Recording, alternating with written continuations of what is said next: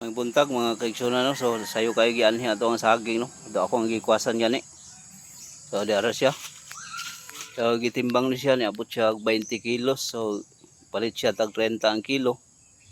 So naka kwarta ta karon sayo no 600. So libre na kayo pamugas ani. Kanindot kayo daghang kayo og saging no. Samot na ingon ni ka nindot oh. So naapod ko timbangan. So ako ray gasipi sa ano sa saging sayang kayo wala na ako napagkita sa inyo ikan pagtuba dito gituba dito